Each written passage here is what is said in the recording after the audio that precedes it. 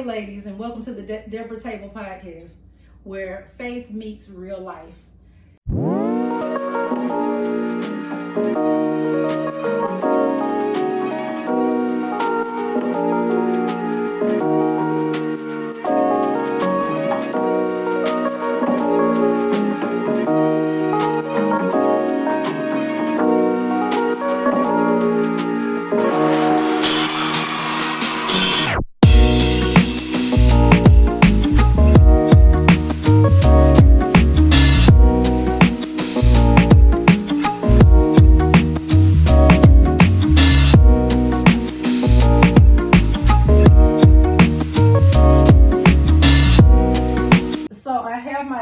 With me today, Trinisha, and she's the mom of a handsome young man that's 7 years old. In honor of Mother's Day, I'd like to talk about what it means or what it feels like to be a mom.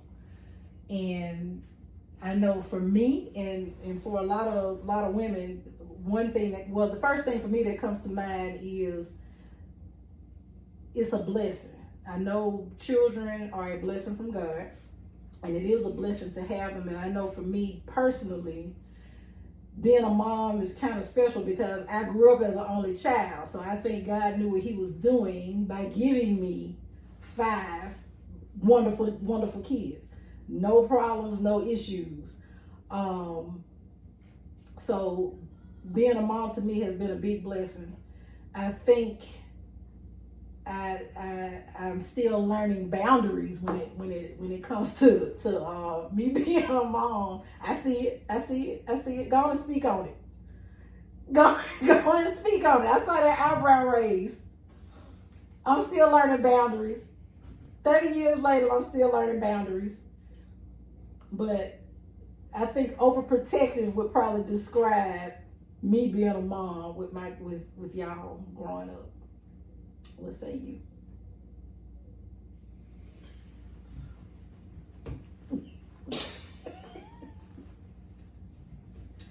How does it feel being a mom? I already know, overwhelming. Absolutely. To a 7-year-old.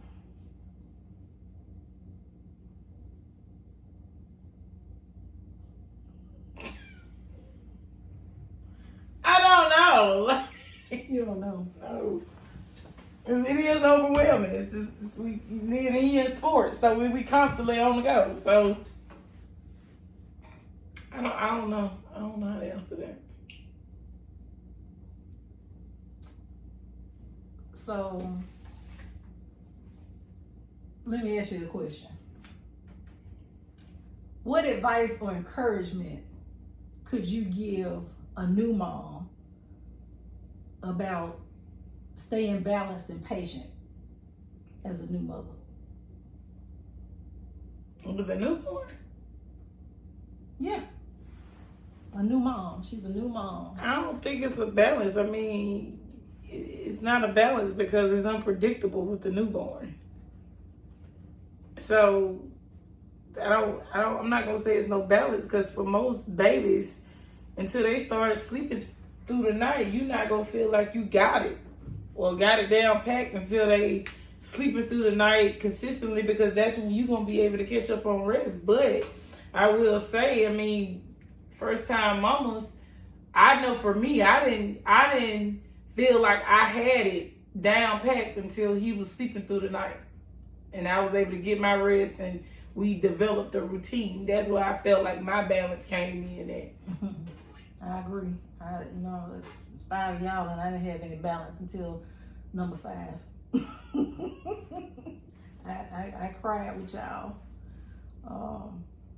because I could just trying to figure out, and I guess that's kind of just what it's about.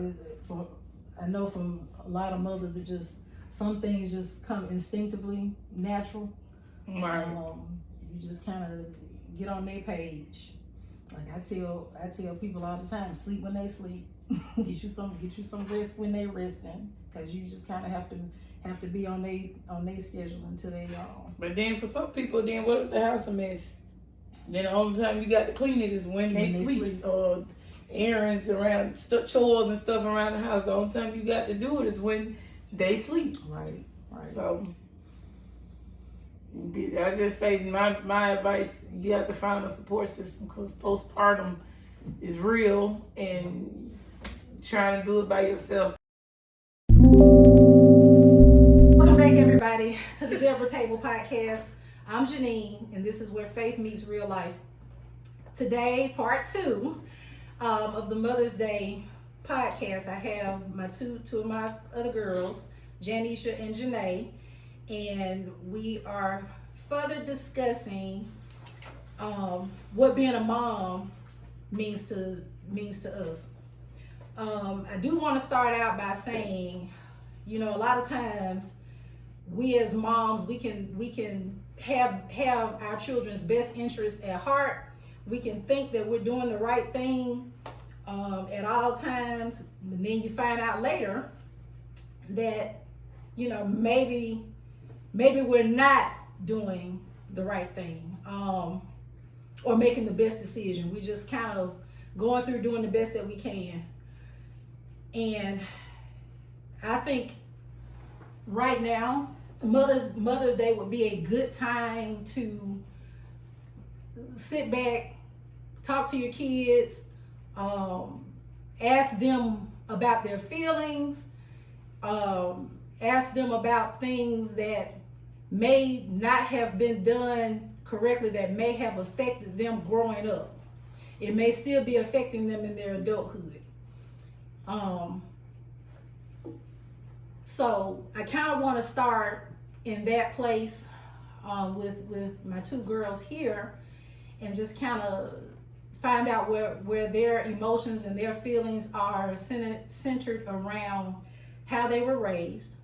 I have one daughter here who is a mom of a beautiful 12-year-old daughter.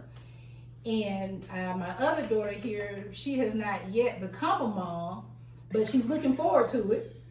She's like the favorite auntie, and she's looking forward to becoming a mom. So she is taking cues from me, her mother. She's taking cues from her sisters, and one of her brothers also has a daughter. Well, she is dog mom, y'all. So Chase is the best one. So she is a dog mom. So she learned a little bit of something with him.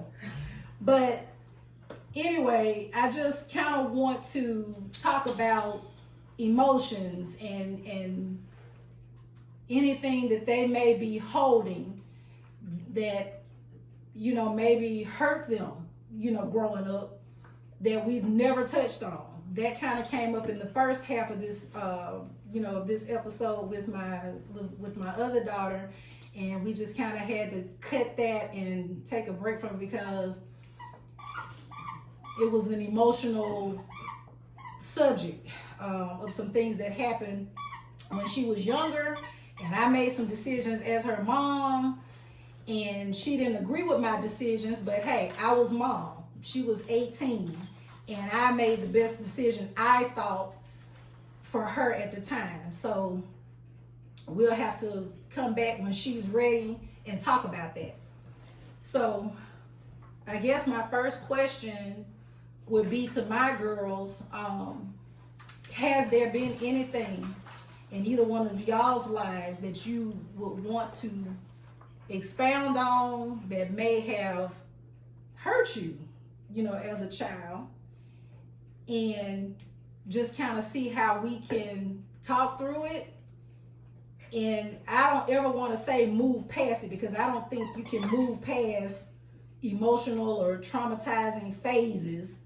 You just kind of work through it, continue to work on it for as long as it takes till we can just get to a better place. So whatever that is, I want to know what it is so I can figure out the best course of action to make it right or to make it better. Because I never want to do anything to hurt any of my children. Again, like I say, just trying to make the right decisions based on keeping y'all safe, or so.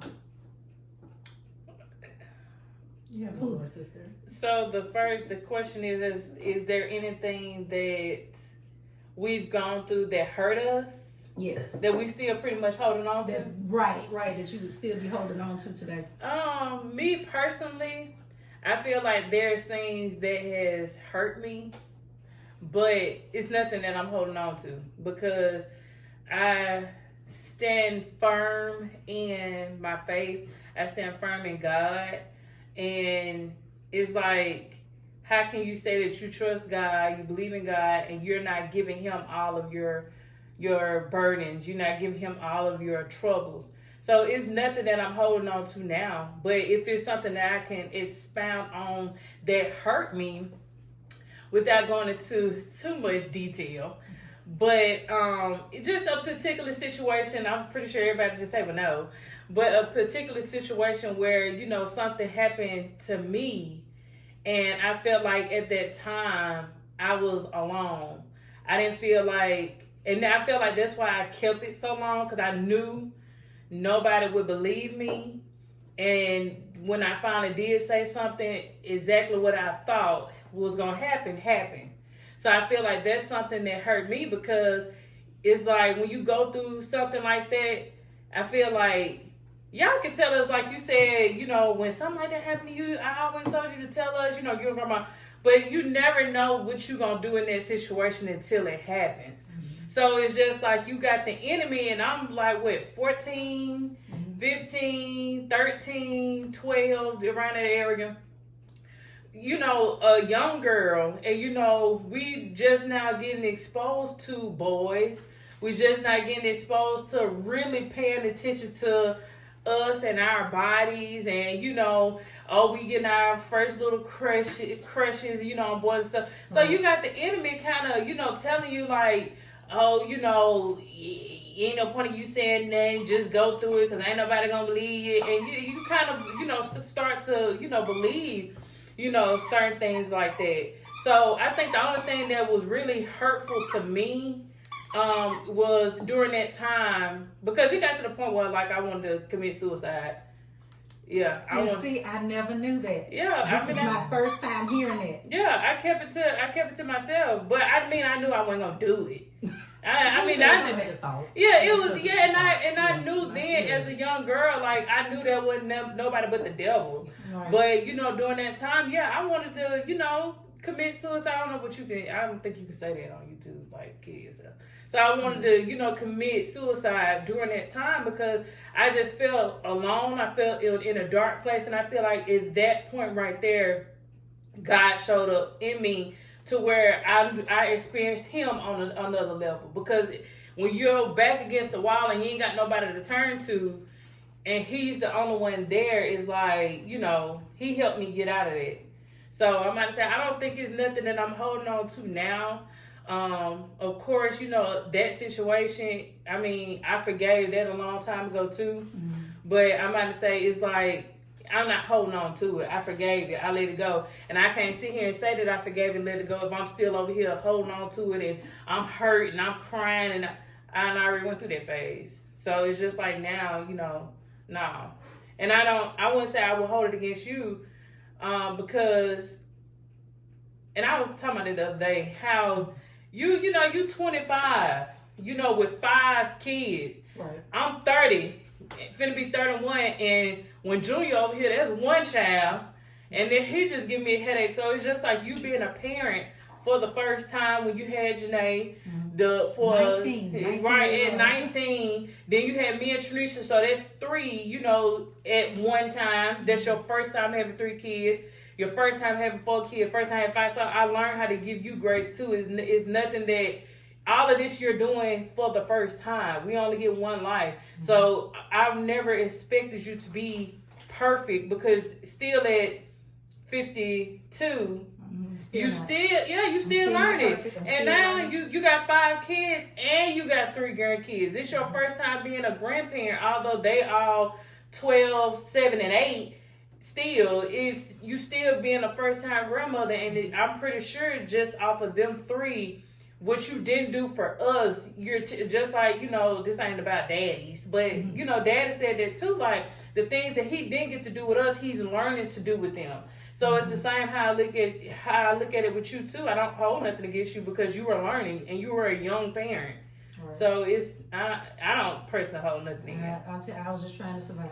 Yeah, I can tell. 25 with 5? Yes, I was No. trying to survive.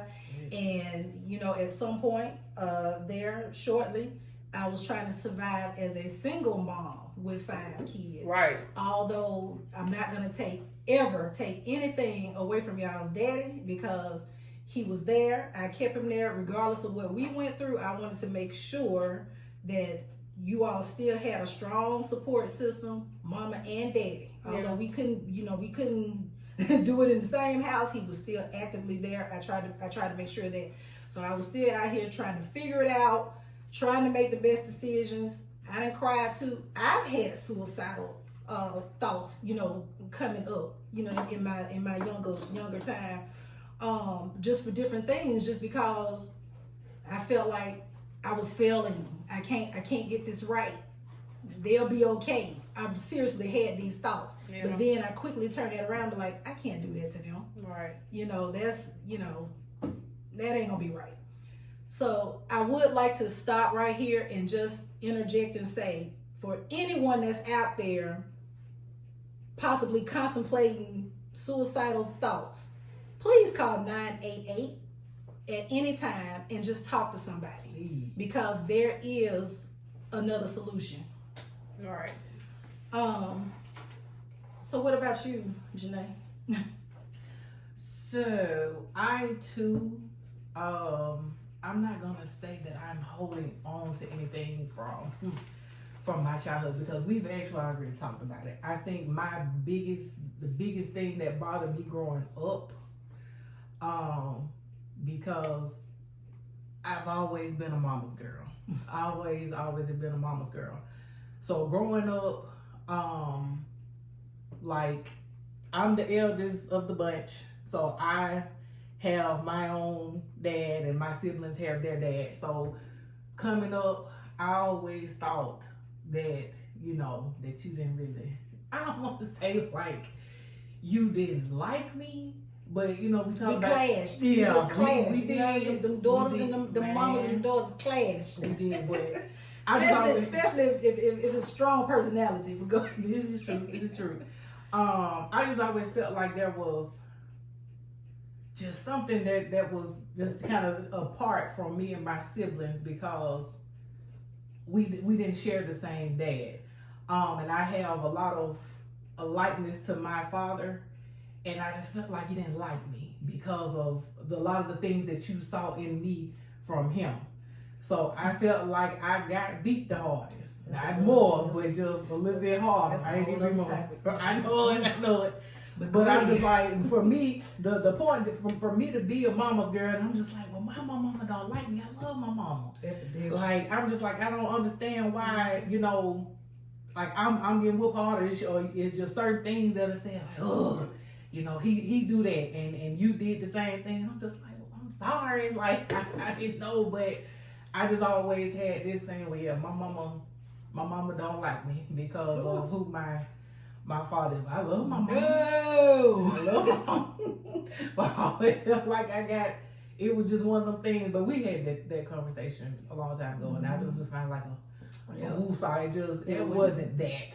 Absolutely, Yeah. never the case. If there is one thing that I can thank him for, is giving me you.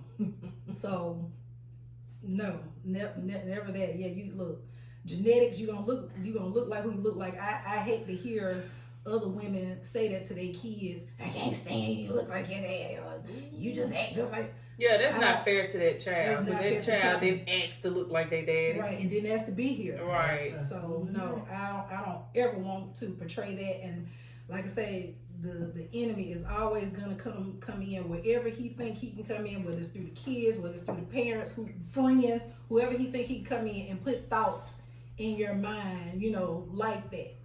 But not even close to being the case. But I'm just glad we talked about that. I think, but I think that was the only thing that I can really think of. That was the biggest thing that I held on to for the longest. Right. We good, girl. Thank God. So I did have some just some little questions kind of centered around Mother's Day, and we're gonna see if we can answer a few of them. One that I chose was, is there a prayer or spiritual practice that brings you comfort or joy when you think about being a mom? And as far as a scripture that kind of brings me joy is Isaiah chapter 49, verse 15. And it just kind of talks about how you just kind of, as a parent, you just kind of, or as a mom, you just kind of always want to be there for your children and or your grandchildren. You just want to be there, make sure that they're good, they're straight, not in need for anything. So just like Jesus tries to be there for us, is kind of where the scripture goes, for us to know that Jesus is always here for us. So as a parent or as a mom, I kind of want to be that for my children. I don't want them to fall. Although I know they have to make their own mistakes or whatnot, but you just kind of want to be that safety net, just like Jesus is a safety net for us. He wants to be a safety net for us. So that was my scripture that brings me comfort and joy. And also, this is gonna be a big one. Y'all finna see some raised eyebrows. What is a specific parenting challenge you face? And have you learned how to handle it? And I would say, from my kids being young to being adults, even right now, my oldest is 33, the youngest is 28, and the three in between, I still have an issue with boundaries, y'all. Boundaries. Like, I always want to know where you at, what you doing, who you with, where they come from. It's like all the questions. How long you gonna be gone? You going? What? You just boundaries. I have us asking you that, or you asking us me that? asking them.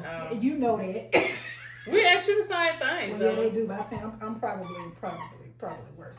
I've kind of been labeled, I guess, that overprotective parent because you don't want to see anything happen to your kids, and I guess the enemy puts those worst case scenarios in your mind, and you see things, and then it just makes you pray a little extra hard. Lord, protect them, keep them safe, which is really all we can do. We have to pray and release them to the wild to fend for themselves and figure it out, and just pray that somewhere along the line you taught them correctly on how to do that.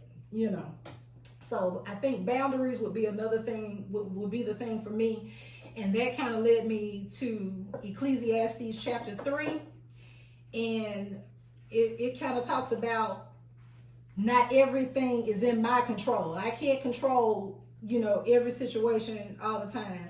I have to know when to step back and give space for individual growth.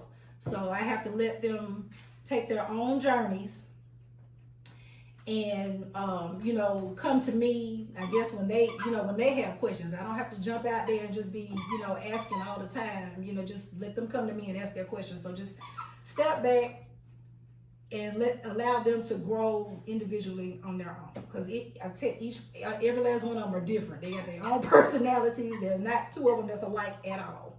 So those were my two questions. What I just wanted to expound on that one. on boundaries? Well, just that question that you had, because that was one of the ones when you sent the list. Mm-hmm. That was one of the ones I was like, oh yeah, I can definitely kind of speak on that one. But as far as the main challenge that I face, as far as being a parent, before I had, or actually when I found out that I was pregnant with Aubrey, this is my daughter. I was 20, and I'm just like, at 20, 21 years old, I'm like, man, I'm trying to wrap my mind around it. I'm about to be a mom. Mm-hmm. Like, I had to step up to the learning curve quick, trying to understand, okay, I got to just go from, I'm just relying on, depending on myself, now somebody else is depending on me. Right. At a very early age. So, obviously, with the space that her dad and I were in at the time, I was just like, how am I gonna do this? I mean, I'm not necessarily by myself, because I had my grandma and granddaddy, whatever. But just me trying to take responsibility of the life that I have now created. I'm just like, okay, considering the space that her father and I are in now, I'm like, how am I gonna do this at 20, 21 years old? And I was honestly a little scared. I mean, I had a moment where I was scared, and I was like, you gonna have to go ahead and get it together. We gonna figure this thing out. You have a support team, Right. that I'm very thankful for my support team. But that was the most challenging time. Like, how am I getting ready to do this? How am I getting ready to be a mom to a whole nother little person? So, I mean, 12 and a half, almost 13 years later, I mean, we didn't made it work. But that was the most scary thing, just preparing for her arrival at a very early age. Me still technically being a baby, about to bring a baby into the world. That was a little scary, but yeah. This the other part of the question? Was it a 2-part? How have you learned to handle it? Oh, you Well, like I said, 12 and a half to 13 years later, I mean, I'm just thankful for everybody that's in my life, my mom, my family, my sisters, everybody that's my support system. Well, my family. We have a pretty big family. I have a pretty big family. So everybody that has been, instrumental in helping raising my daughter, I'm very appreciative of it, because there's still stuff even to this day that I am still learning. So I'm thankful for everybody. I know there's a lot of unmentionables here, but yeah, there's a lot of people that have played a pivotal role in helping bring my daughter along. And she's amazing. She's the best kid, but I'm just thankful She really for everybody. Yeah, we can't even be That's biased the about problem. that. She really is a unique kid. And I must add, one of the biggest moments that I know that everybody, my support system, is doing exceptionally well with her. Remember that picture I sent y'all in the group with the cross? Oh yeah. And she did that randomly on her own. She just took she drew out a cross and some different little wordings in it, and I took a picture of it and sent it to everybody in our family group, and I was like, y'all, this is just proof that we're doing what we're supposed to do as her family. She's watching, and leading she's paying her attention. on the right path. Yes. She knows about God. She loves going to church, and she can actually have conversations. Even though she's 12, so she's not gonna know everything about the Bible, but we're teaching her, and keeping her on the straight and narrow. So I appreciate y'all for that. Side note, Travis, that little part that she just said about Aubrey, y'all gotta send a screenshot so he can throw that in. When he edited, he can throw that picture in that she talked about it. All right, now sing. All right, so I think I'm the one that don't have kids, so I think Chase does count, but it's a big difference. So I think I don't have challenges per se, but I do have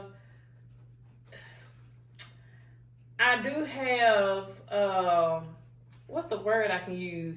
Like, I'm not terrified to have kids. Reservations? You have reservations, maybe? Yeah, I can use that because I saw what my best friend, she's the first one that, well, I think you and Janae was, you and Whitney was right there together. So yeah, seeing them two have kids, and then just seeing her have another one, my twin have one, other people have one. It kind of, I'm learning through them. It's like it's a lot. It's a lot, and that's why I'm just but it comes naturally though. Yeah, and I feel like, so I can say, and that's why I'm tying in Chase when it comes down to this. Yeah. Chase is what, my third dog. I had King, I had Kane, and now I got Chase. The difference that I can tell now, when I had King and when I had Kane, like, they're a dog. Although I didn't treat them like a dog, they're a dog. Chase is showing me a lot when it come down. I can kind of see, like, how I would kind of be as a mom. Like, Chase is just a different type of... Because he's small? No, I don't know. Because he's a good dog, probably. Kane wasn't a bad... Kane was just influenced. Yeah, Kane was just influenced by a demon dog. that was horrible, and cocaine was just in the crossfire. So, but I really didn't have a lot of time for Kane. I was just done with nursing school. I'm getting adjusted to nursing school, and once I became a nurse, that was COVID. You know, COVID at the peak. Yeah. So I'm depressed because patients keep dying, and I gotta come home. You know, and I worked overnight. Gotta come home and give him attention that I did not give him. So I kind of felt bad because I didn't give Kane as much attention. Right. But this spoiled little boy, I don't know if y'all can see him, but this spoiled little boy right here, like, he kind of shows me how I would be as a mom. Yeah. Like, I'm always, you know, thinking of him. I do the most for him. He's really spoiled. Yeah. But also with my nieces and nephew, like Aubrey, she looks at me like that's big shoes to fill, but she look at me as the rich, bougie favorite auntie. That's what she said. So it's like I would like Aubrey to follow those footsteps because I know, you know, 20 is still young. You just not getting out of your teens. You still in the mindset of teens though. Mm-hmm. So I still wouldn't want Aubrey to, you know, I would want Aubrey to keep going until she get married, to have kids. Junior, Jordan, you know, and then, you know, London, China, Nala, DJ.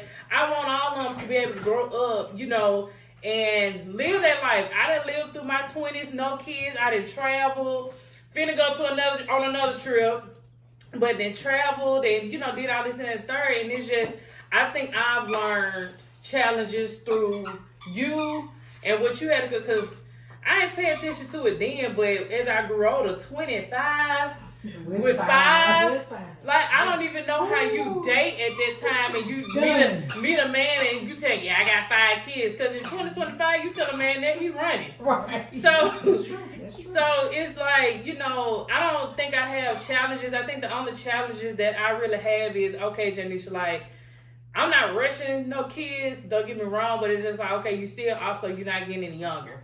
So, but I also still just desire to have kids when God, you know, sends my husband. I think challenges is just kind of seeing what they go through when it come down to their kids. I can speak more so, I don't know, I can't speak details because she's not here, but just seeing where Tranisha, my twin, what she go through with her son. And it's just like my challenge is just seeing how it's like a 50-50 because Tranisha, when she became a parent, she stepped up. She did what she was supposed to do and it just came natural. Exactly. And it's still to this day, like she gonna show up for Junior and that's what I admire. Mm-hmm. I think the only challenge is I hate that as a woman, she has to step up so hard. Mm-hmm. She has to be in that position to be, I don't want to say the dad, not to discredit his daddy, but she definitely goes hard. Right. Yeah, she does a lot.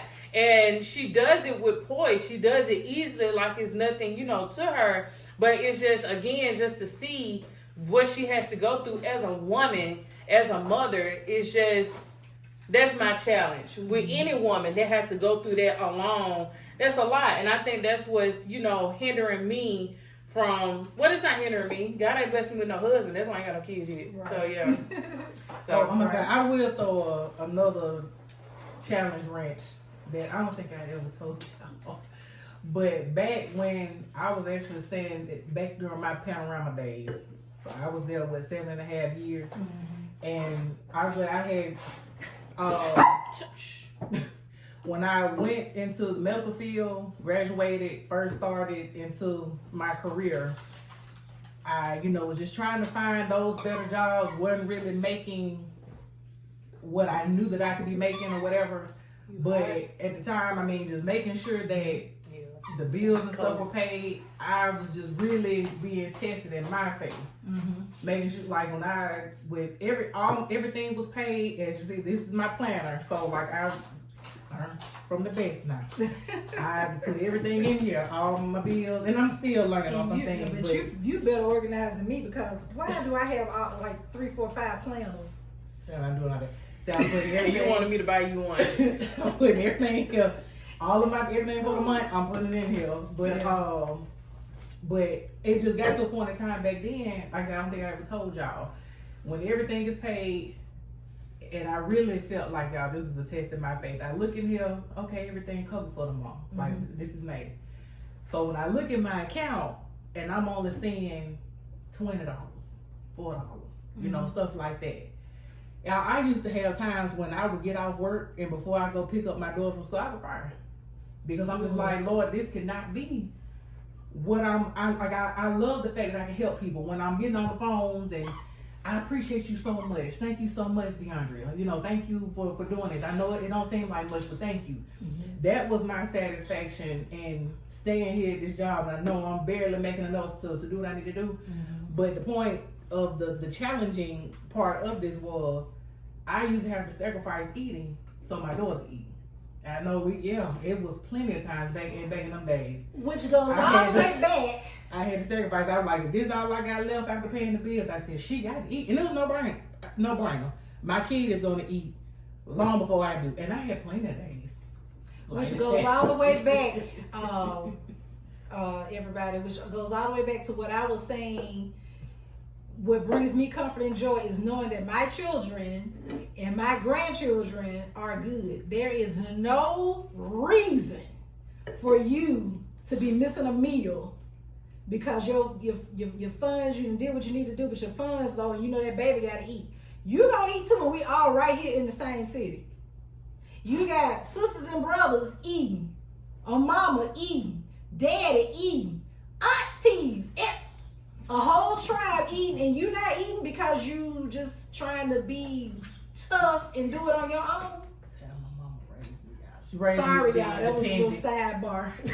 She raised me being independent. So yeah, but there is no reason that you should not be eating ever. Well, I didn't know this. I didn't know. Those days are behind us, but that's, hey. So you know today there is never a reason for you not to be eating. Oh no, we good now. But it was just the challenging times, you know, that I was just in. I said, you know, I'm tired, ready to go home after a long day, and I'm just like, let me check the account, see what's in here. I'm like, well, let me go grab her something and go on to that. I don't know, $20 you could have made easy pot of It spaghetti. wasn't always 20 though. It wasn't always 20. I made some shake for both of us sometimes, but it wasn't always 20.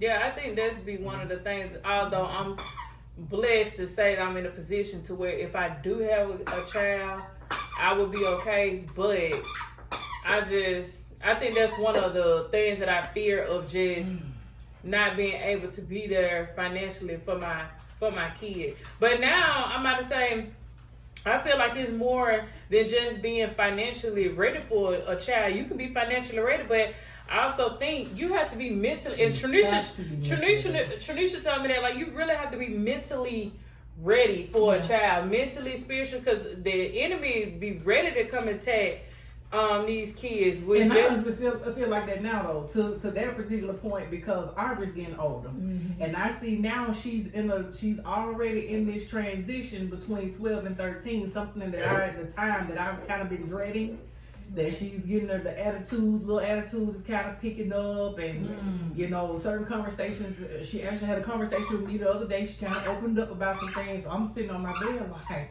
I mean, I appreciate her having this conversation, but I'm just like, wow, okay, you know, so let's talk about it. Right. So, but other than that's the big mental part of it, especially when they, you know, start getting older. You know, and I always want my child to be able to, I don't care how old she gets, I always want her to be able to come and talk to me about any and everything. But it's just, we're in a transitional period, y'all know these 12 going into these 10 years. Y'all pray for me. Well, look, I think, go ahead. Before you get to the next topic, I want to go all the way back to the first question. When you said, are there some things that that we were holding on to and that hurt us? Okay, so the same question can go to you. Are there some things we as your kids have done or said to you that hurt you that you can remember? Because I know we was perfect kids.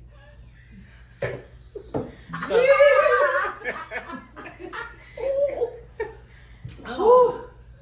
Yeah, y'all Y'all so perfect. Y'all so perfect. Just angels. I know. Anyway, I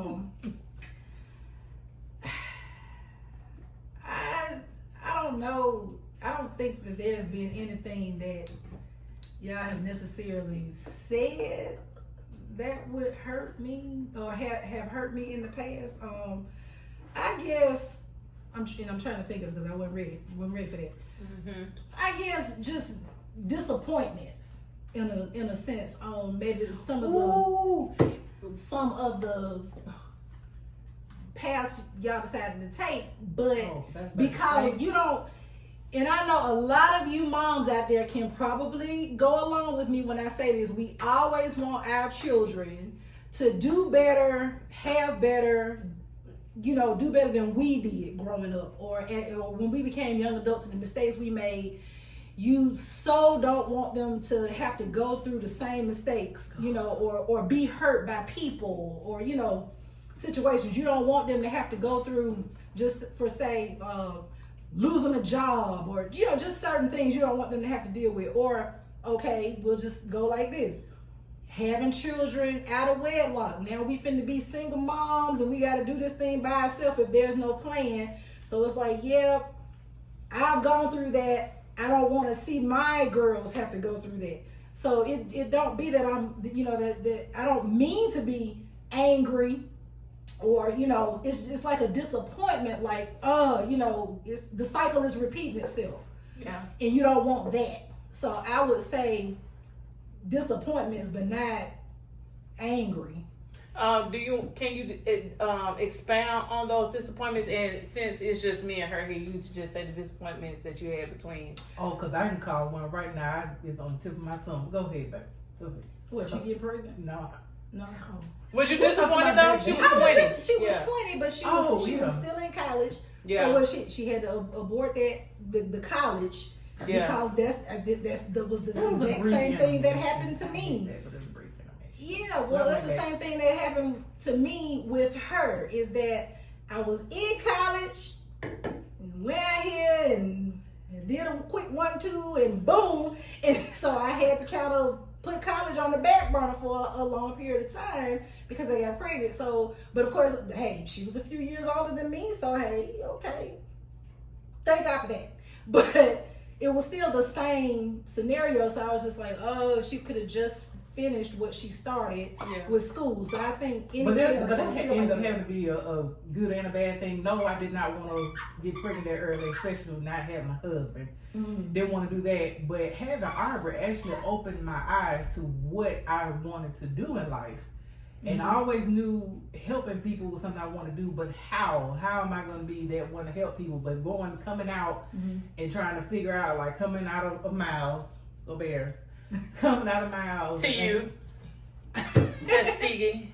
Travis, you want to get that? She could put on a better shirt. Oh my goodness. But coming out of there, because I was honestly wasting time. Like I gave Miles 3.5 years studying something that I really wasn't happy studying. I was taking up music, wasn't happy studying. I could play it and could play it fluently, but I wasn't happy studying. It's like you knew you didn't want to be a music teacher. I did not, or just like playing professionally. That's not really one. I kept making that excuse, and I waited too long, and I shouldn't have to come out and really think about what I wanted to pursue. So when I got pregnant with her, had her, decided to go back for a semester and stuff like that, I said, I'm tired of wasting time. I need to figure out what it is that I actually want to do. Came out and went to the medical field, started doing some reading, some research, and I was like, this is what I want to do. So the short of it is, went to another school, a vocational school. That school actually gave me the best education that Miles did in 3.5 years. They set a standard very high. I mean, you made anything below a 75, that was considered an F, and that was just traumatizing to me. But I had already made up in my mind, I'm not only doing this for me, I'm doing this for my daughter as well, to set us up for a better life. So whatever is for me after school, So what you think about nursing? No, okay. A lot of the stuff that this young lady see on a daily basis, I've already wrapped in my mind. And then all the stuff I don't even want to do it for long. Because Not some bedtime. of the stuff that I know that she see on a day-to-day basis, I don't have the stomach for them. So I did think about it. I was like, could I do it? And I was like, no. I always think about the things that you would have to deal with on a day-to-day basis, and I'm like, nah, I can't. It's a lot. But I just think Aubrey, it was a good and bad thing. I just hate that I didn't have my husband and more well established at the time, but it did step me to the curve. Like, I know what I want to do now with my life. So That's good. That's good. And that goes back to a part of I guess how I was saying, you have to set boundaries. Even as parents, we have to have boundaries and let our children walk out their God-given path on their own. this is what I can't do. Yeah. I don't know what that is.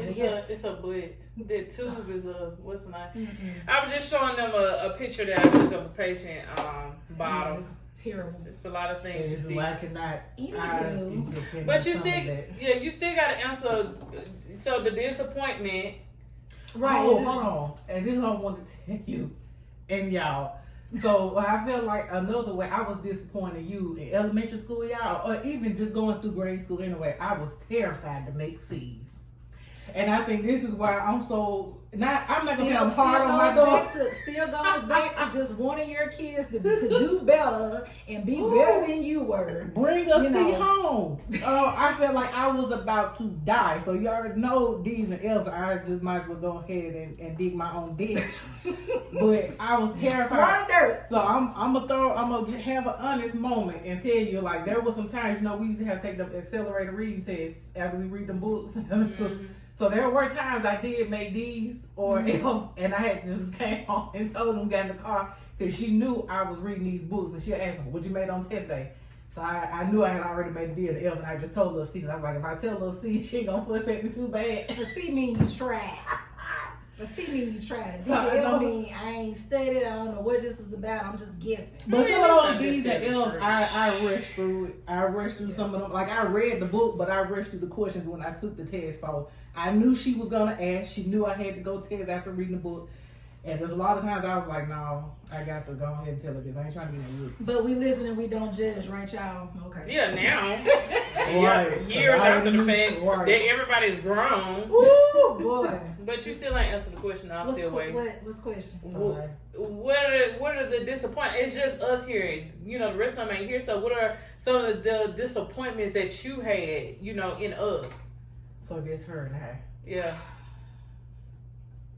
You can have the tough conversations. Ain't this what this for? This is what this is for. Okay, I'm trying then. to think.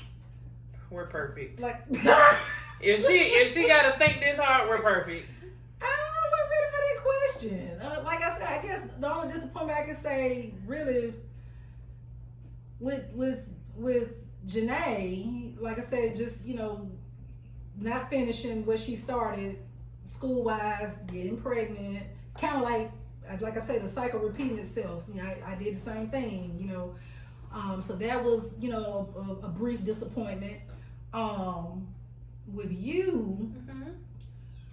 I feel like you trying to gloat a little bit because I'm not gloating. because you right. No, I'm not gloating. I What really you getting from this? I I be gloating. No. I think she was asking you a genuine yes, question. because But you don't have nothing on. yeah, if you don't have nothing, you ain't got nothing. But I genuinely be wanting to know, like, I don't have nothing because Probably when you used to beat us too bad, you throw your pots and pans in the woods. I wasn't the only one. I wasn't the only I one. just learned that a few years ago. Yeah. They whole adults. We listen and we don't judge. Talking about because they didn't want to wash dishes when they was kids. They just take doggone pots and pans, burn them up, throw them out in the woods in the backyard.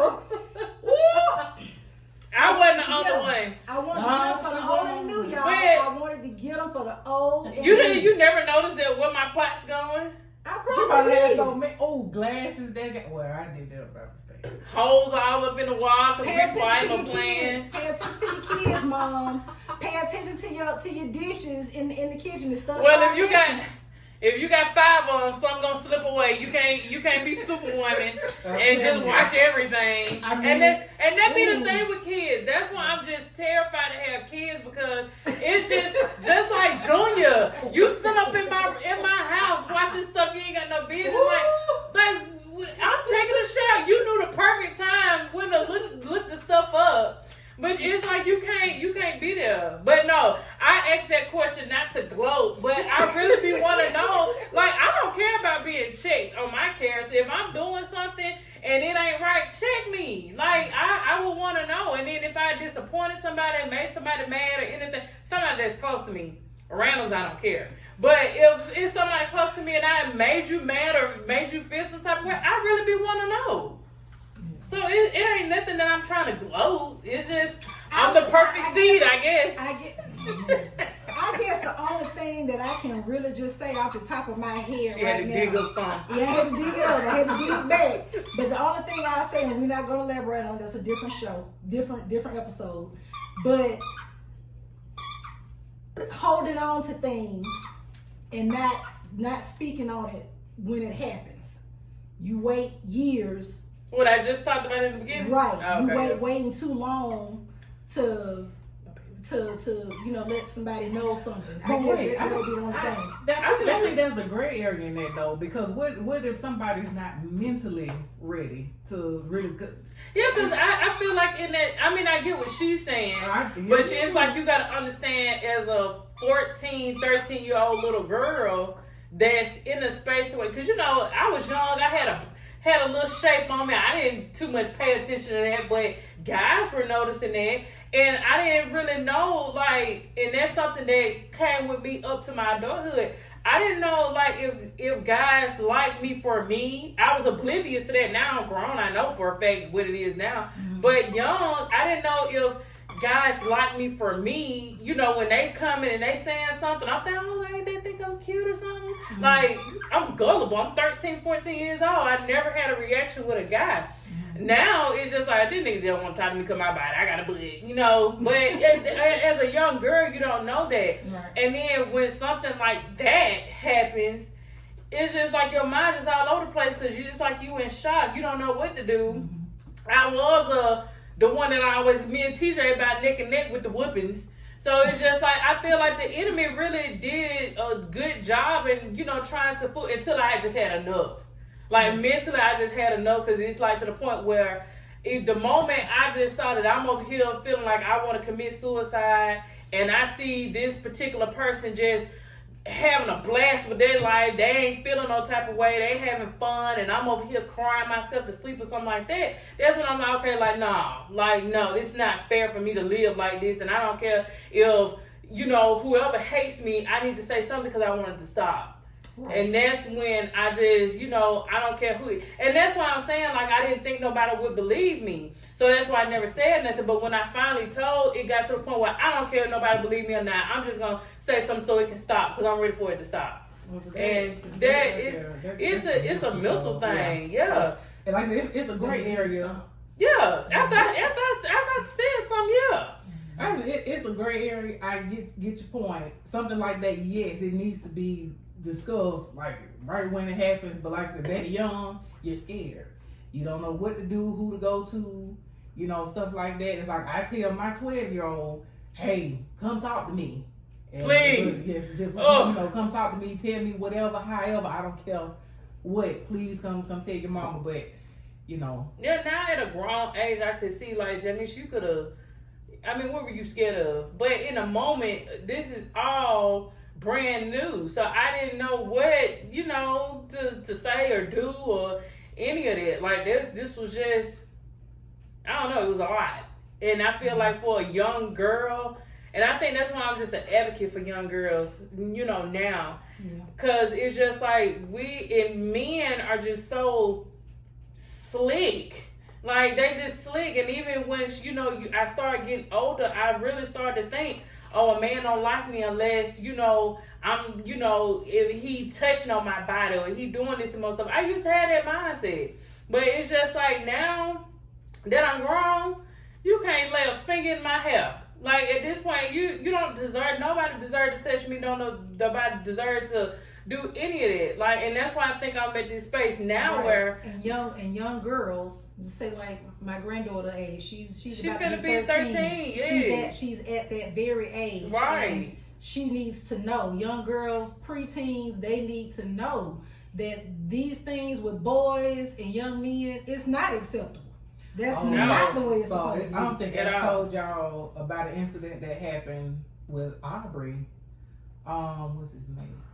Because I handled it. Sure have not. Yeah, I handled it. So She didn't this even boy had texted her, and very randomly texted her from another number because I thought she had his number saved. So it just so happened, I bowled with his grandmother, and I made a impromptu stop by the bowling alley. I said, "Hey, this is what your grandson said to my daughter." So he said something at 12 years old, you talking like a grown man. I said, you know what? said what? It was something like, hey, get the preliminaries out of the way, hey, and then he will say something like, she was like, hey, who is this? And then I don't want to say the little boy's name, but he was like, hey, this so-and-so. And he was like, he said, you want to do something inappropriate. And I said, Something inappropriate. They grown. Something inappropriate like what? Because we just not hearing it. So Right. no, it was saying he was just throwing F-bomb, because I don't remember it verbatim. What? But I know he was throwing, like, no, he was like F you. Like, F you, because she Do was you like, want stop F? texting me. No, I think he may have said something about sucking something. What? Yeah. And he threw some F-bombs because she was like telling him, please stop texting me. Like, she was nice about it, but she kept saying, please stop texting me. And he was like, well, F you, and da-da-da-da-da. So she showed me. She sent me screenshots. She I'm showed so me. glad she Me said too. that to And me. I said, oh, I'm going up here to talk to his grandma. Because I know exactly who the little boy was and who his folks were. So I said, I'm going to go up here and talk to his grandma. Because this How guy. long this been? Some months This ago. was a or couple years? months ago. Couple of months ago. She didn't even tell me, but I'm glad she told you. Oh, yeah. I went up there because I'm crazy about my girl. We all Yeah, are. I'm crazy about my girl. So I went up there and I said, hey, I just wanted to let you know this is what's going on with your grandson. So she immediately stepped out. She said, send that to me. I sent her the screenshots and because she was so scared. She said she cried and Who, Aubrey? yeah, she cried. She was scared to send it to you. No, she was just scared because I guess she thought boy was gonna do something to her. He be rolling at her.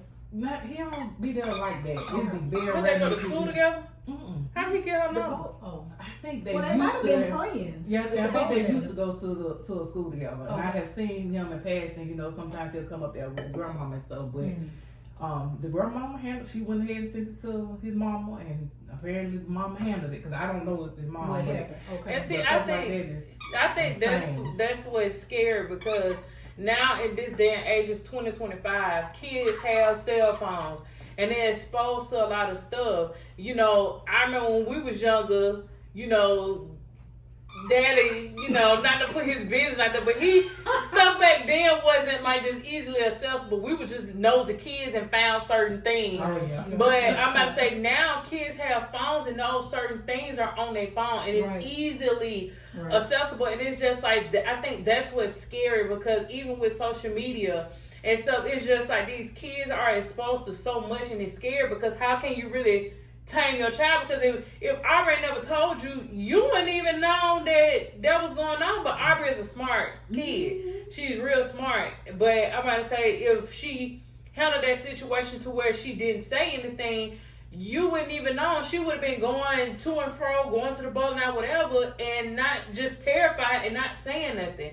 And I think or that not wanting to go. not wanting to go. That's another telltale sign. Yeah. With your kids is when they don't want to go to a place or don't want to do something. Don't And they're force adamant, them. It's the yeah. reason why. Don't force them, because especially her getting older now. I don't force her to go, a place she don't really want to go. Just always making sure she's okay. Now I just don't be like, you need to come on with me. But I talk to her to understand, like, hey, what's going on? But Yeah. even at school, cause girls can be just as bad nowadays. Yeah. She know when I don't want any have problems, I have to go there to that school. But yeah, she's good. That's good. She's Thank good. God. When I tell you, I really sincerely be praying for y'all every night, every morning. I'm praying over my children, and my grandchildren, because the grandkids, like I say, 12 and a half, 8 and 7, their 1.5. little minds are so impressionable right now. Yeah. So impressionable. So just always wanting to keep them safe, and I thank the Lord that He is doing that. He is doing that. He is keeping all of them safe. My adult kids, He's keeping all of them safe. I thank the Lord for that. So yeah, I was looking at one other. Let's see. Let's see which one it was. Oh, okay. This will be an easy one for both of y'all. What is a strategy or routine that has helped you manage time, stress, or busy schedules being a mom? For me, What strategy do you use, or a routine that help you, not get stressed out? It seems like you're a lot less stressed than you used to be. Yeah, because I mean, I'm always like to give my mama a little credit because she's always been an organizer. So, and she used to get on me too, because even though I'm kind of young, I'm still kind of old. She had to get on to me about using my phone to set reminders and stuff like that. So we pay good money for these phones. We use them for everything, especially now. Right. So I actually used to be at a point in time where I wasn't putting reminders, putting things, on my calendar and stuff like that. But I swear by it now. Yes. And it took her a while to fuss at me about it. Girl, use that $100 phone. Use that $100 phone. So I do put a lot of things on my calendar. Now I'm not perfect. I still kind of miss some things, or I have double booked or forgot to put something on there. Mm-hmm. So when I know certain things I remember to do it, I'll put it on my calendar, or when I get up and after I, say my prayers and, stuff like that, I'm like, okay, today is, like Friday or Saturday, whatever. Then what do I got going on today, So I just try to, when I get up in the morning, that's one of the first things I do, to make sure I'm not forgetting anything. Mm-hmm. But I mean, Aubrey and I, we have a pretty basic routine. As we have things coming up, we just try to make sure that we have a plan. It's another saying that I swear by: you fail to plan, you plan to fail. That's right. So, you have a routine, or my routine X the kids. Well, you have. I have changed though. Yeah, no, I do have a routine with Chase, and that's why I feel like still as a dog mom, I have a little bit of grace. Cause I can drop him off, somewhere if I go somewhere. But with Chase, he been acting up. Boy, he been acting up the past couple of months. But this whole week, he has done good. Yeah. He has done good. But my routine, usually I work overnight. My routine of when I get stressed out. So like, what is a strategy that you use so I don't to help you manage time and stress? Well, when I'm working, usually when I'm working, I'm in grind mode. So these past 2 months, I've been working 60 hours a week. So usually my routine is that, I come home, because I work overnight, come home 7 o'clock in the morning. I get Chase out the cage, take him outside, let him pee boo-boo, feed him as he eat. I'm taking me a shower. Get out the shower. I'm laying down. Chase gonna be in his bed. I'm in mine. I'm sleep all day. I get up around 2, and I go to the gym. I meal prep on Sundays, but I, go to the gym. Yeah, I go to the gym, and I come back home. Let Chase back out, and then I come back, take me a shower, let Chase out again, and then go to work. That's usually my routine, but. That's when I'm working. But to keep me stressed and not all over the place, I am organized. Like with my, you got the planner. I do the same thing.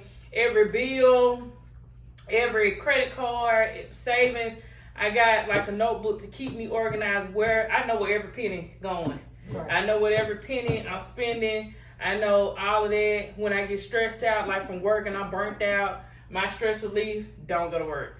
And I'm blessed. It must be a blessing. It is, because I did pay attention to the other days. I'm PRN, so I pick up as I go from work. So if I wanted to go, well, it's 9 o'clock. But if I wanted to go today, I could have signed up at 4:00 and go to work and whatever. Every day I can do that. I don't have to, hit a schedule. I don't have to ask for no PTO. I don't have to do none of that because I go to work when I want to go to work. So like now, like I just said, I've been working 60 hours a week for the past 2 months, so 8 weeks.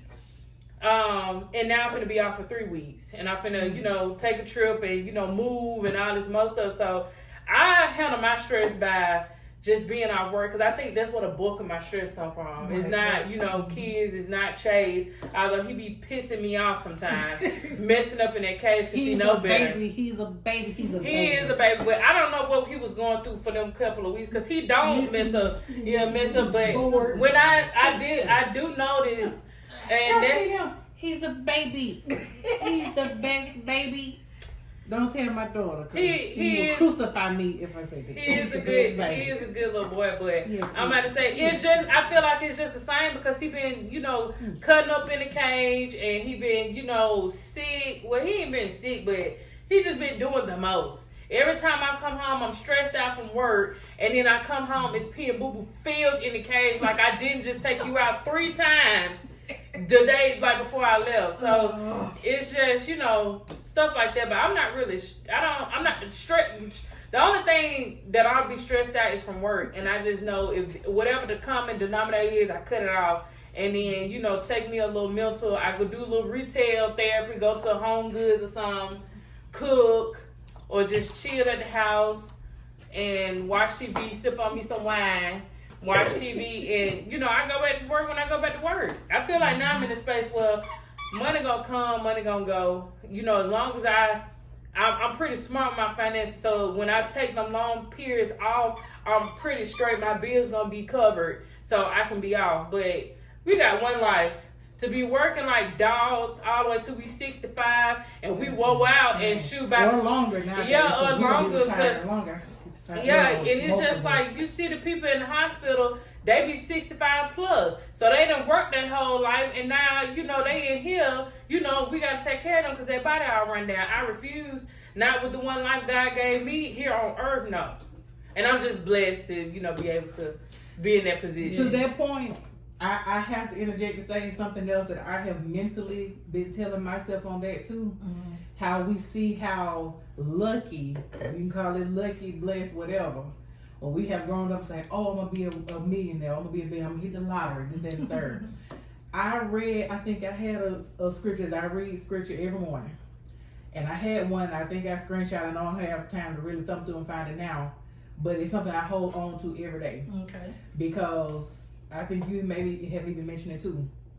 When we think about being rich, being millionaires and billionaires, scripture that I came across that said, God is gonna always give us what we need to be. That's not the exact scripture verbatim, but to the point, He's always gonna give us what we need to be sufficient. Mm-hmm. So I can't wrap my mind around, well, why my bank account look like this, or why I can't go and do this, or why did I have to lose this? Mm-hmm. We always have to make, the better financial decision. So that means sitting down and actually analyzing your finances. You have to do that. But what I hold on to is that scripture. When I read it, I sat there and I looked at it. I said, dang, this is for me. Let me screenshot this. Yes. God is going to always give us what we need to be sufficient. So we can't wrap our minds around, oh man, I'm hit the lottery. I'm gonna do this, and I'm gonna be a billionaire. I'm a millionaire. He's gonna always give us what we need. What we need to be sufficient. That's good. And what you need with all that money anyway? Right, because you'll never be able to spend that in your lifetime. I might say just like, and I, like Kate Spade. I used to be crazy about her person stuff. Millionaire, and she killed herself. And that's a lot of millionaires, billionaires. Yeah, she. I don't know if you can say that. She committed. She unalived herself. Right. Kate Spade, she unalived herself. But because it's just, money is not everything, and I don't like the term. Well, the love of the money is the root of all evil. No, it's not the money. Mm-hmm. It's the love of money that is the root of all evil. You love it that much to where you'll go out here and rob somebody, kill somebody, That's the love of it. That's so evil because you will prefer to do evil to get the money. But I might say it's people out here that's rich and all this, and they ain't happy because I feel like money is not. Of course, people that don't have money would think that, but money is not the answer to everything. You can see these poor little kids across country or in the hood. They run around, playing around, all this and more stuff. Even, some of the people, and they happy. Now, I'm about to say, I ain't gonna sit here and just front like, I wouldn't be happy with, a couple minutes. I ain't gonna front. God want to bless me with it, and He trusts me with it. Then, yeah, of course I accept that, but yeah, it's nothing. You still end up giving a lot of money away. Yeah. Once you have taken care of, or put it like this, once you have taken care of what God has told you to take care of, taking care of paying off everything you have, you end up giving it away. And tomorrow, you gotta keep in mind too, tomorrow's not promised to anybody. Right. You can hit the lottery today and be gone tomorrow. You can hit the lottery today and be dead by 10 o'clock. I really should say the same day. Yeah. You never know. But we get so fixated on things like that. And I had to, when that scripture came that particular morning, I was like, okay, I had to be brought back down to earth because it's like I know this. I done lost my way for a little bit, but now let me come on back down to earth. Yeah. God has made me more than sufficient. That so is good. I have to stay fixed on that. And I stopped asking the whys now.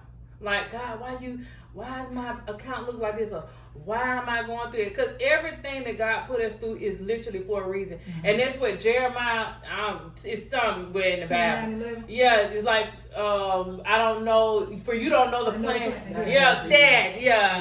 We don't know what God is planning for us, but He knows, and everything that God does in our lives is always for good. God is never going to do nothing to where it's just going to harm us, kill us, or whatever the case may be. Everything that God does is for our good. Even when He allowed the enemy to attack or attempt us, it's still for our good. So I stopped asking the whys because I went through a situation even with the house the last go around, and I had caught myself asking, well, God, why you had me going through all that? This was a horrible experience. And I didn't get no house out of it. But then months later, what is this? That was November, December, January, February, March. And 5 months later, I see why He did it. And it's just, I think I told you that the other day. He has to do things like that to show me, who He is. How can He? She can tell me all day. Yeah, she can tell me all day that He's a provider. She can tell me all day He's a protector. She can tell me all day that He's a healer, and by faith I can believe that. But I don't really know until He showed me that in my life and in my situation. Right. So the timing, God's timing, that was just a lesson that He showed me, and now to the point where if it happens, it happens. If it don't happen, it don't happen. That's the mellow I am with life. Because God, I literally feel like, or know, that I put God in control of everything. So that's why I'm just like, when it came down to His house, all them houses I said no to before, because I just knew it, like, I ain't got that feeling, I don't know, And then this go around 5 months later, I looked at 4 different houses. The one I said yes to, that's the instant, like, and I think that was the 3rd out of the 4 that I seen. But I already knew, like, yeah, this is it. Like, this is it. And it's just come with a confirmation spirit, comforting spirit behind it. It came with that, and it's just like, it clicked on me. This is why God had me go through that. He was showing me how His timing is better than my timing. Right. I thought I was ready then. He kept blocking everything because no, I wasn't ready. But He put me in a perfect situation with money, with time, with this apartment. He put me in a perfect situation to where now, man, I closed down on that house and I had no issues. Right. They was waiting on me to sign stuff. Was it even a month? 3 weeks. 3 weeks. 3 weeks. On the house, which is almost unheard of. I would yes. think. But the last process it took August, September, October, no, 4 months. 4 months to me to find a house and just keep getting no's and just horrible trauma with that experience to where now in 3 weeks. And I just tell you, the way God shows up be so amazing. And then when he He blocking stuff, by just the craziest situations that happen. Yeah. Like stuff that don't even make sense would be happening when he's trying to block stuff. Yeah. You know it's him. Cause it was a house that was $219,000, and it was a pretty house over there in Forestdale, Pleasant Grove. Pleasant Grove. Pleasant Grove, yeah. And it was $219,000. And I'm like, okay, well, let's put an offer in on this. They rejected my offer, talking about I make too much money. This is for low income.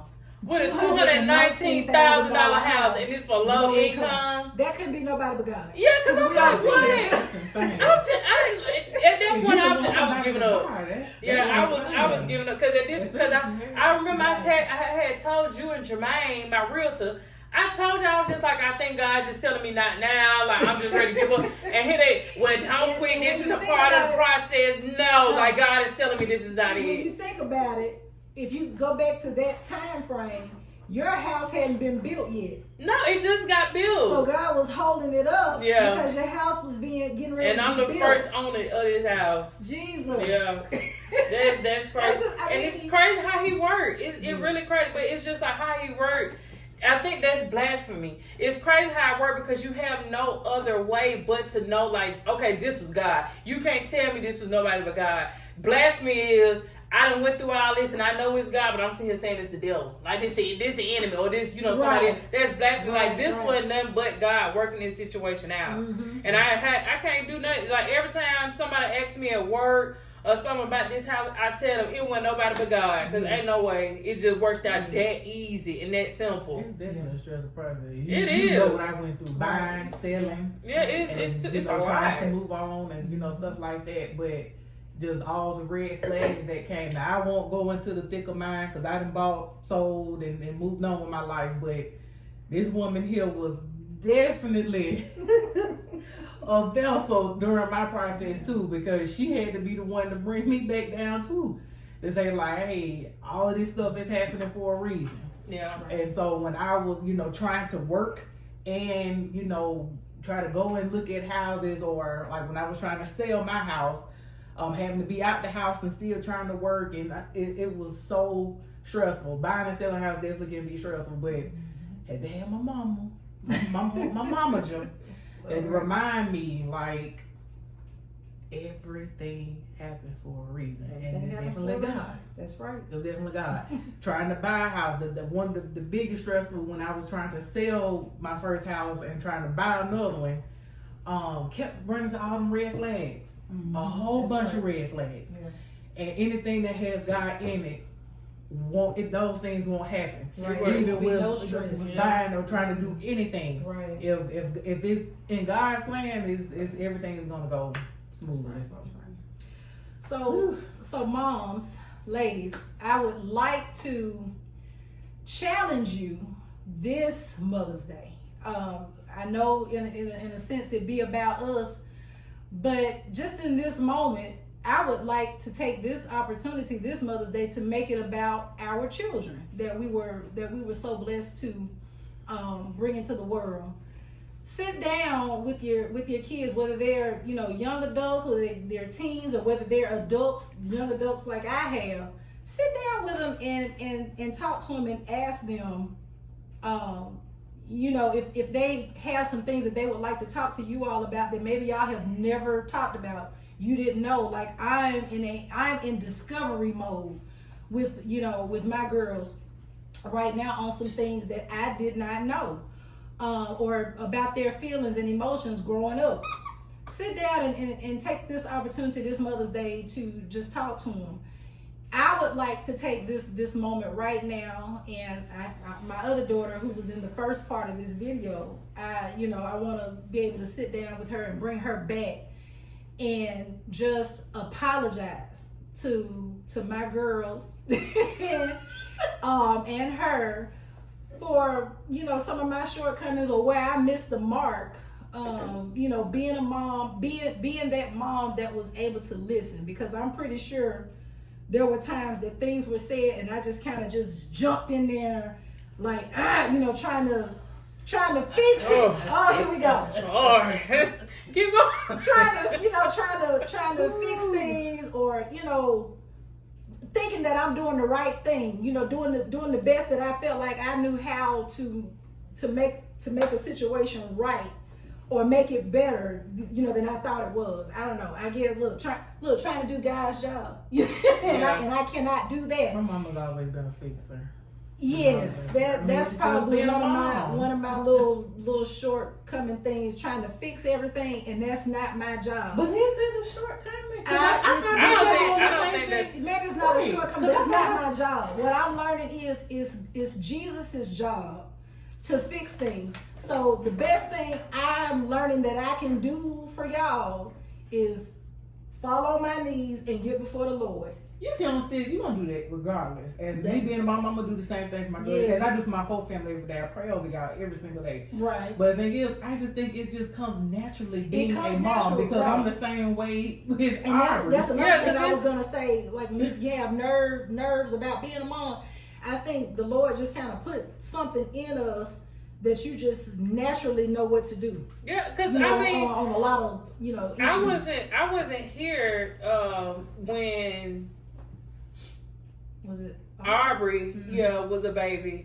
and I wasn't here a lot when Jordan was a baby. But Tranisha always used to come down there to Tuskegee, so I feel like that's probably why. Now, me and Aubrey have a good, strong relationship. She love her. Yeah, we got a good relationship, but when it come down to Junior, I feel like, and that's why I always told Tranisha, God forbid anything happen to her. But that's why I always told her, like, I would take him on because I feel like just him, like, it kind of showed me what a mother would be like. Like, it showed me, like, when I used to, keep him and stuff like that, like, he really showed me, like, I already know, like, I would be a great mom. Mm-hmm. Like, he showed me a lot of that. And then now, with Aubrey, she's at an age where I always wonder how I would be with my daughter. And it's showing me now, too, that I would be good with my teenage daughter. Because I would know, like, how to talk to her, how to joke around. I know, sometimes, teenagers, they think, they think they know everything. I'm at that age where I know what my mom used to say, Janisha, I used to be 16 before. I used to be 14 before. Thinking I'm being slick. But, now I see, I've been this age before. I know what you're going through. I know how to be there for you. I know what advice to give you because I've been there, done that, and whatever. So I think, it's more so nerves. And it ties into, what you're saying, because I feel like regardless of how you feel like you have been for a mother, none of your kids been in and out of jail. Right. All your kids are alive, healthy, and well. Yes. They all got jobs. They all doing what they supposed to do. Yes. When it come back to everybody that got their kids, your grandkids are healthy. They got clothes on their back, shoes on their feet. They getting fed. They in complete health. Regardless of how your kids turn out, you did what you were supposed to do and what you knew to do as a mother. Whether you think that you put yourself on this pedestal where you got to be up here, you don't know that's how we already looking at you. We can look at you like you up there. You probably thinking, well, I could have did this, I could have did that. Yeah. We ain't even studying that. We know what we got, and what we got is top tier. So you can think, oh, this is what you want to think, but we already think you did what you supposed to do. How we turned out, everybody grown, like you said, from 33 to 28. Whatever your kids do at this point, it's on the kid. That ain't got nothing to do with you. That ain't got nothing to do with your parenting. That ain't got nothing to do with how you raised us. At this point, definitely didn't feel us. yeah, you did not feel it, and I don't even know why you being dramatic and even thought that, because ain't none of your kids in no position. You did what you were supposed to do, And what as you our mom. you did knew it. to do, You and what did you it. knew to do. This is your first time being a mom, so you don't know, and you're going off of how your mom treated you, whether good or bad. Okay, well, I can pick this up because my mom did this, but my mama treated me like this. I don't want to treat my kids like that. And it's gonna come off on us too. Well, my mama did this, and then I don't want to do this with my kids. I handle it this way. The only thing I can really say that we didn't get a lot of affection. We didn't say I love yous a lot. It was understood, and it's still understood. But it's nowhere in the mix where you should feel like, oh, I didn't do enough. Right, I didn't. Yeah, because it's still, regardless, you can. I was in grind mode. I was trying to figure it out. Yeah, and you did what you're supposed to do. I don't never recall as a kid going without a meal. I don't ever recall going with no shoes on my feet, although they wasn't J's. We got some Air Force Ones here and there, but I'm not saying I never, never seen to where. Yeah, it was never, and it was 5 of us, and I might say times wasn't how it is back then, but I might say. Y'all did what y'all was supposed to do. It ain't never a time that we went without. When you and Daddy went through y'all issues, and I was thinking about that the other day too. We never seen that. Like y'all, the only time I can remember I ever seen y'all in that situation. I told you when I was a little girl, and that's the day you left him. I never seen that upset. I ain't never seen y'all arguing. I never seen that. So that's why it's just a memory that's in there because I never seen it. And the time I did, I'm like, whoa, like you scared. I remember I started crying, and he looked at me, and he just stopped arguing. He just backed away from the car. He just said, "Go on, go." Cause they never showed us that. So it's just, I don't think y'all did anything wrong. This ain't about daddies, right. But just as parents, y'all did what y'all was supposed to do. Mm-hmm. And just like how you're learning now and trying to do better, he's also learning now and trying to do when it come down to 2. Mm-hmm. And when it come down to the grandkids, like both of y'all did what y'all was supposed to do. I don't want y'all, just because some people live it how they want to live, that ain't got nothing to do with how y'all raised us, regardless. Oh God, I'm surprised your neck ain't hurting because you'll shake your head so much when out of the 5 of us do something that you was like, oh, and it probably gives I failed him or I failed her because this adult has made a decision that you don't agree with. Yeah. That ain't on you. Yeah, we're all adults and we're accountable for our own. We got to answer to him now. I mean, it's different. Like we raising our kids. And trying to lead them on straight and narrow, but we grown. Right.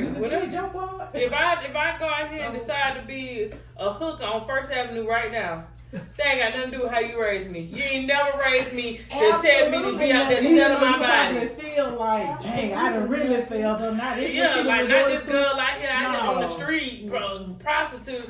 No, like regardless, if I decide to do that, that is on me. Right. But the Bible says, train up a child the way that they should go, so they never depart from it. So that's why I'm just like, I feel like that's why your kids now have strong faith belief system, regardless of what they decide to do on a day-by-day basis. Yeah. At the end of the day, they know who God is, and I think that's the most important thing, just knowing who God is, because then once you introduce that, God gonna start working in our lives how he can get to us the way he need to get to us. You did your part. I mean, at this point, there ain't nothing for you to do but take care of them grandkids. When they come over and want to spend the night or whatever. One on for sure, and that's mine, because she swear she a 6th child. That's my 6th child. That's my 6th child. Oh, Lord. If it's Gigi gonna win over everybody. I'm telling y'all. Right. And I'm the one that has it. I'm in competition with her. Yeah. Oh Lord, we say that for another episode. I feel like just to see how even your grandkids want to come and be around you and stuff like that. If you were that type of person to where you feel somebody, them kids, now like, I don't want to go to Gigi's house. I want to go somewhere. They'll be just like I ain't trying to talk about it, but I already know we want to go to that other one.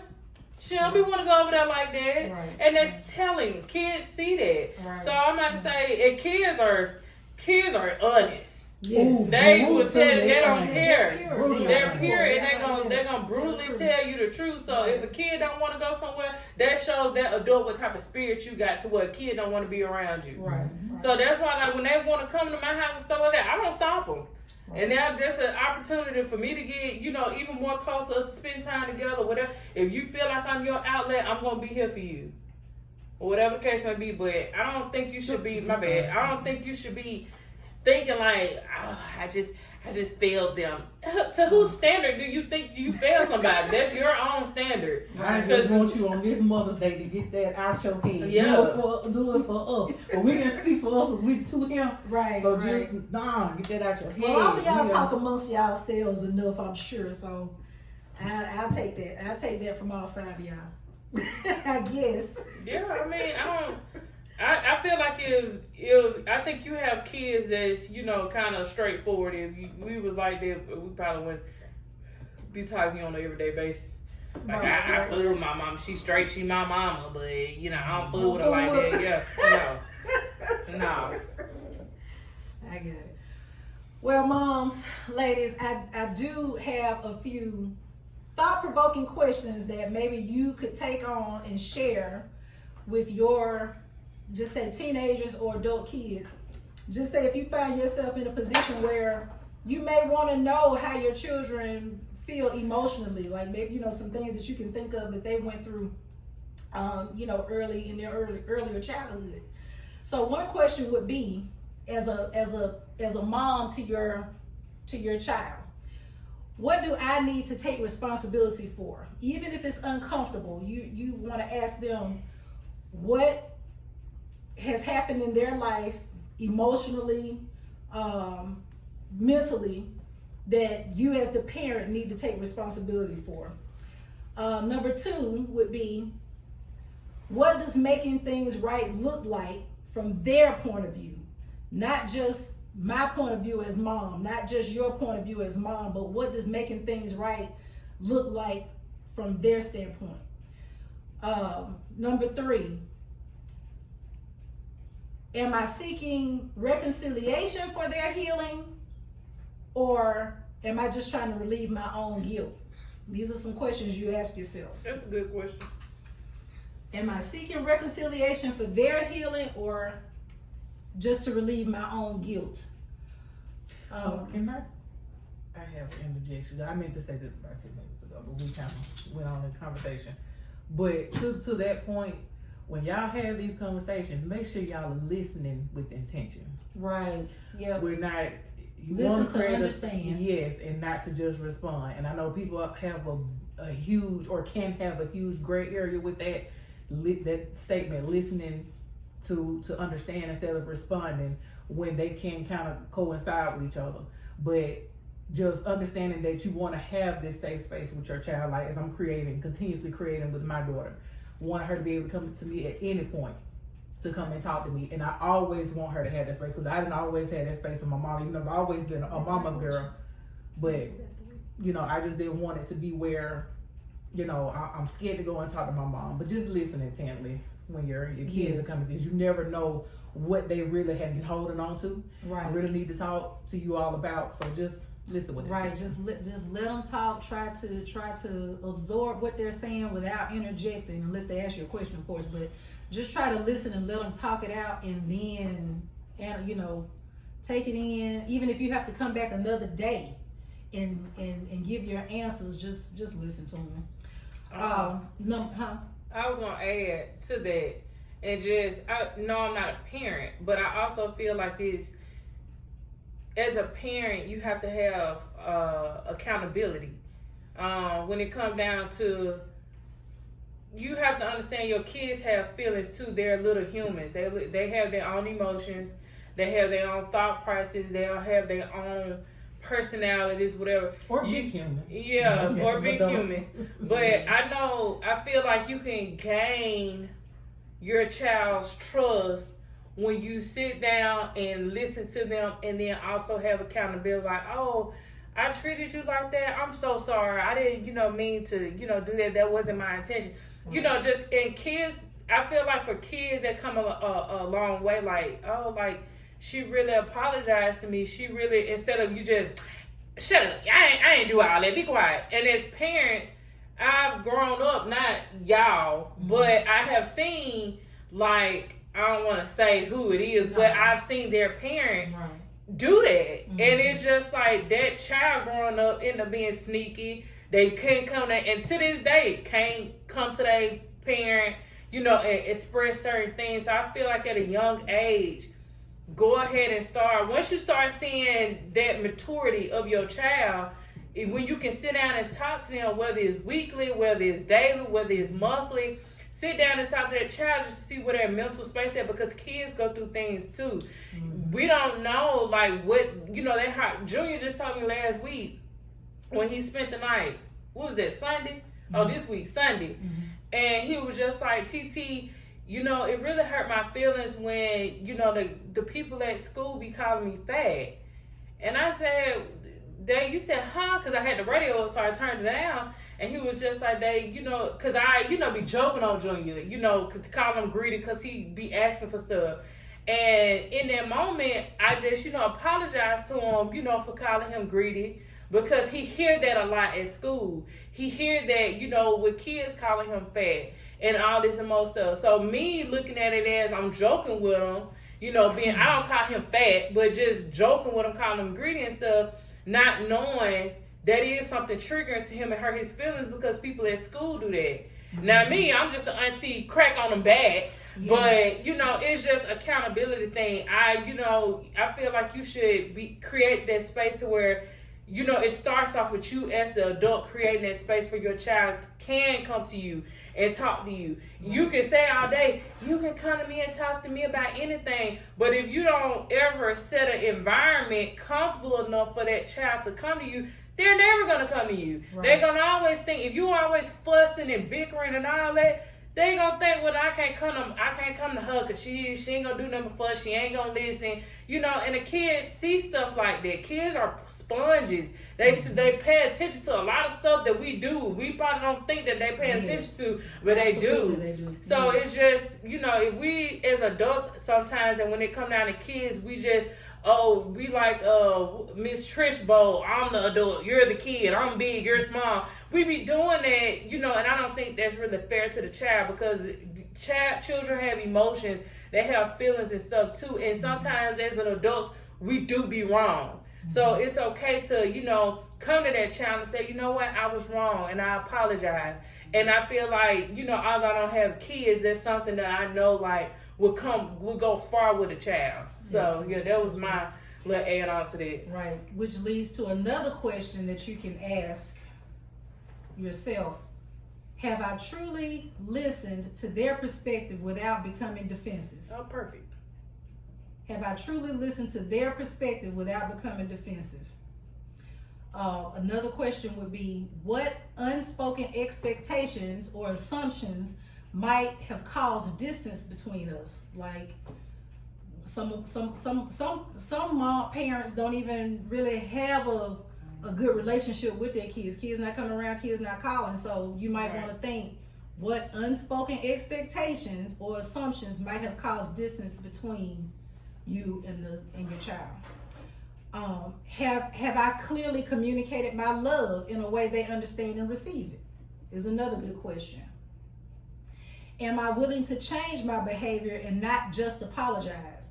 We can apologize all day long, but if we're gonna keep doing the same thing, are we really apologizing to change the behavior, or are we just apologizing so we can just move on and get off and do that? So let's not do that. Another question, do I give them space to set boundaries without feeling rejected? And I know for a fact that I have probably put myself in that type of a space of, you know, just probably overwhelming them with my questions. Where you going? Who you with? Why you doing that? What, you know, that kind of thing. And then they set a boundary, box me off. I ain't gonna say cut me off, but just kind of box me off from that part of their life, and I'm feeling rejected. So that would be another question to think about. Do I give them space to set boundaries without feeling rejected? I actually meant to expound on that. Well, I think you did early in the thing, but I was gonna say something about that, but we can go on. Yeah. So I think that's a pretty good place for us to start as moms in this Mother's Day, is actually sitting down with our kids if we can, or when they come over, and just try to set aside some time to just ask them about their feelings while they're trying to, you know, shower us with love and give us little gifts and things we want. How about let's checking in with them and their emotion, their emotional well-being, seeing how they feel, how they're feeling, and you know what led to that. Anything else, ladies? Because it's been real good. Yeah, so pretty much we ain't got to get you enough for Mother's Day. You just gonna come and focus on us. This honestly, right now, having these conversations with y'all is so therapeutic. She's saying that now, but then she gonna turn around Mother's Day. Well, I want me another Louis Vuitton wallet or a Coach purse. Can y'all give me that? Well, I mean, So I'm not if gonna the turn camera go off- surprises down, but I'm not asking Oh for God. anything. As soon as the camera go off, y'all. I'm not asking for anything. This right here was gift enough for me. It really is. Honestly, it really is. But I'm not gonna turn any blessings down. Anyway, I just want to say thank you all for tuning in. I would love for y'all to drop your comments in the comment section if you have questions about anything that we've talked about tonight.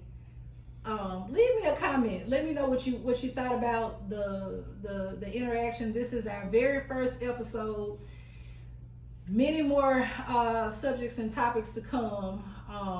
We are all on a journey. We're on all different journeys as women, but we want to grow together in faith and in wisdom, in purpose. That is why I created the Deborah Table, so we can all come together and learn together. So I appreciate y'all for tuning in. Again, please leave your comment, like, subscribe, share the content. Get it out there so people can come and ask questions, so we can all, answer and learn these things together. So I'm just gonna say a small little prayer over all the moms today. I'm praying that you all have a beautiful day with your significant others, your spouses, your kids. Shower each other with love, So I just want to say thank you, Lord, for the gift of motherhood. Comfort and prepare our soon-to-be mothers and those who desire children. Bless them, Lord. Teach us wisdom. Give us strength. Teach us purpose. Help us be able to train up the children in the way that you would have them to go, so in their old age they won't depart from it. Thank you for giving us wisdom. Thank you for allowing us to trust in you and your word. In Jesus' name. Amen. Amen. Happy Mother's Day. Happy Mother's Day. Happy Mother's Day. Thank y'all for watching. Happy Mother's Day.